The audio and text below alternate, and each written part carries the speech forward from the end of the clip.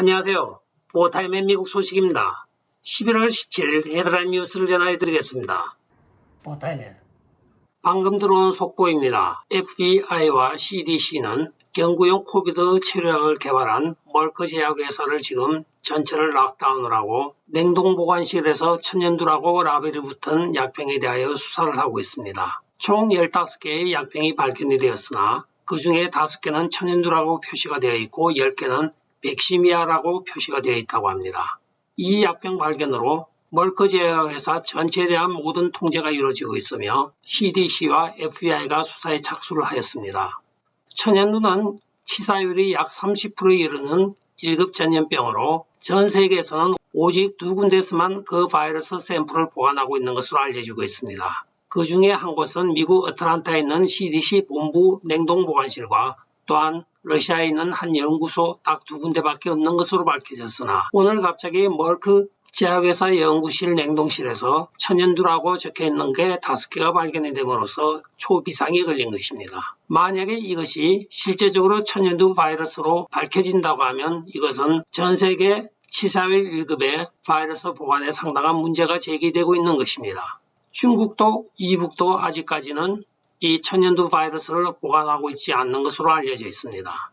한편 오늘은 천연두 홍수입니다. 최근에 나이지리아에서 입국한 2명의 사람들로부터 원숭이 천연두 바이러스가 감염된 것으로 밝혀지고 있습니다. 원숭이 천연두 바이러스는 우리가 알고 있는 인간 천연두 같이 강력하진 않지만 이것도 미열과 구토 설사를 유발하며 약 2-3주간의 격리 요양을 해야 되는 것으로 알려지고 있으며 이것은 신체 접촉과 또한 비말을 통하여 전염이 되는 것으로 알려지고 있습니다. 최근에 아프리카 사람들을 왜 자꾸 들어오라고 했는지 이 민주당의 한 행태에 대하여 한 번은 의심을 해볼 만합니다.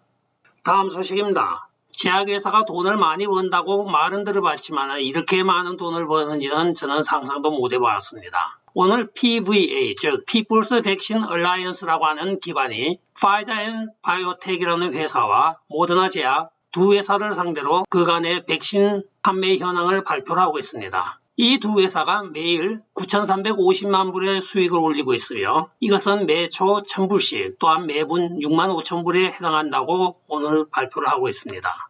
지난 1년 동안 약 340억 불을 벌었다고 지금 발표를 한 것입니다. 닥터 파우치 박사는 지금 미국의 70%가 1, 2차 백신 접종을 완료하고 또 추가적으로 부스트샷을 다 맞게 되면 팬데믹에서 엔데믹으로 바뀔 수 있다고 오늘 발표를 하고 있습니다. 그러나 파우치 박사가 며칠 전에 하였던 말이 기억이 납니다. 1차 부스트샷이 효력이 없을 때는 2차 부스트샷까지 맞으면 됩니다 하는데 맨 처음에 분명히 1, 2차 백신을 맞으면 코로나 팬데믹에서 해방된다고 이야기를 하였으나 그 이후에 이 백신의 효과가 반감기가 있으므로 부스트샷을 맞으라고 했습니다. 부스트샷을 맞아서 또 부스트샷의 효력이 떨어지면 다시 부스트샷을 맞으라고 하는데 이 사기꾼 같은 사람의 말을 어디까지 믿어야 될지 모르겠습니다. 이는 1, 2차 백신 효과 반감기가 그 주기가 6개월로 감소됨에 따라 매 6개월마다 부스트샷을 맞아야 된다는 가정하에 이 비즈니스는 영속성이 있는 아주 좋은 비즈니스이거다 합니다.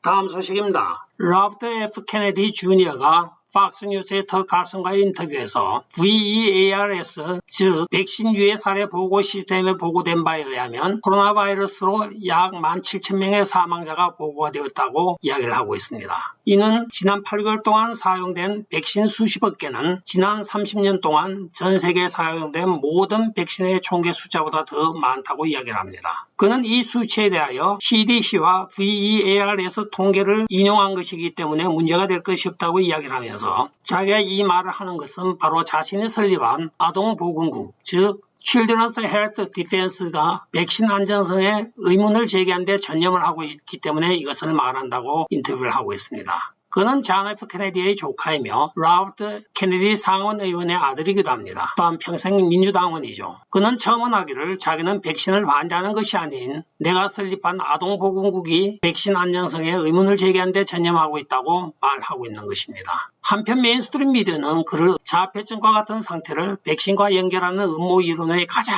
저명한 후원자라고 비난을 하기에 여념이 없습니다. 이 말의 발단은 1990년대 식품 엘러지 이니셔티브를 공동 설립하고 그게 일부 엘러지와 자폐증, 암 같은 심각한 질병이 일상적으로 투여되는 백신과 연관이 있다고 주장하였던 데 기인을 하고 있는 것입니다. 다음 소식입니다.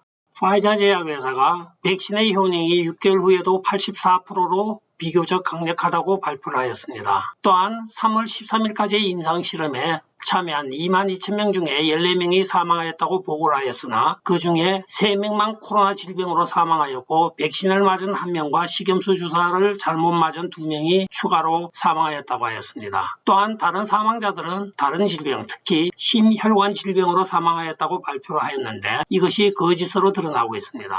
3월 중순까지 15명 사망 사례를 보고하였으나 FDA에서는 21건의 사망 사건으로 보고를 하고 있습니다. 즉 6명을 축소하여 보고한 것입니다. 한편 7월 말까지 백신에 의한 사망자 수는 다음과 같습니다. 얀센이 1,483명, 모데나가 4,503명, 파이자가 12,412명이 사망한 것으로 나타나고 있습니다. 우리가 일단 제약회사의 약품들을 믿고 사용해야 하나 이렇게 거짓으로 점철된 이 제약회사들의 사기 행각에 대하여 도저히 저희들은 크레딧을 줄 수가 없습니다. 다음 소식입니다. 알렉스 마이어 한드러 국토안보부 장관이 오늘 의회 청문회에 나섰습니다. 상원 청문회에서 그는 여러 질문을 받았는데 제일 화두가 되었던 것이 바로 불법 입국자들에 대한 45만 불 지불건이었습니다. 여기에 오늘 마샤 브렉번 공화당 상원 의원이 날카로운 질문을 하고 있습니다. 장관님은 이들에게 지급돼야 될 돈이 약 10억 달러로 추산되고 있는데 그 10억 달러를 가지고 국경 장벽을 몇 마일 건설할 수가 있습니까? 하고 물으니까 알레한드로가 대답을 못하고 있자 마샤 브렉번이 당신이 알 리가 없죠. 관심이 없으니까 50마일의 국경 장벽을 건설할 수 있습니다. 또한 그러면 다른 질문을 해보겠습니다. 국경 수비대나 국경 순찰 요원을 10억 불을 가지고 몇 명을 고용할 수 있습니까? 하고 물어보니까 또 대답을 못합니다. 16,000명을 고용을 할 수가 있습니다. 또한 이민 판사는 몇 명이 가능하겠습니까? 하니까 역시 대답을 못하니까 웃으면서 7,200명을 고용을 할 수가 있습니다. 이 돈을 가지고 불법적으로 누가 오라고 하지도 않는 미국을 자기들 마음대로 넘어와서 어린아이와 부모를 분리하여 미성년자를 보호하고 부모를 돌려보냈다고 하여 그에 대하여 보상금을 45만 불 지급하는 것이 합당합니까? 하니까 자기는 법이 주라고 하면 주는 수밖에 없다고 또 발표를 하고 있습니다. 한편 미국의 여론조사에 의하면 미국인의 약 66%는 이 45만 불 지급에 적극 반대를 하고 있는 것으로 나타나고 있습니다. 이민개혁연맹은 이 45만 불로는 42명의 미국인 가족을 먹여 살릴 수가 있으며 8만 명의 노숙자를 1년 동안 아파트를 제공할 수가 있다고 하며 2만 7천 명에 해당하는 대학생 학자금을 탕감할 수 있거나 아니면 학비를 지급할 수 있다고 발표를 하고 있습니다. 어느 유명한 논설가가 한 말이 생각이 납니다. 이 민주당들에게 사하라 사막을 맡기면 아마 5년 내에 사하라 사막이 없어질 거라고 이야기를 하는 것이 일리가 있는 말이기도 합니다. 다음 소식입니다. 오늘 도널드 트럼프 대통령이 패트릭 팔런 텍사스주 하원 의원을 지지한다고 성명을 발표하고 있습니다. 2009년 시민 풀뿌리 운동을 시작으로 정계에 입문한 그는 현직 지금 의원이며 이번 다가오는 중간선거에서 재출마를 선언하였습니다. 여기에 도널드 트럼프 대통령이 지지 성명을 발표함으로써 하원 의석을 지킬 것으로 보여지고 있습니다. 다음 소식입니다. 제니 옐런 재무부 장관이 12월 3일까지 국가 부채 한도를 유예하거나 인상을 해야 한다는 사안을 낸시 펠로시 하원 의장에게 오늘 보냈습니다. 끝까지 시청해 주셔서 감사합니다. 좋아요, 구독, 알림 그리고 공유 부탁드리고 댓글 많이 부탁드리겠습니다. 안녕히 계십시오. 바이.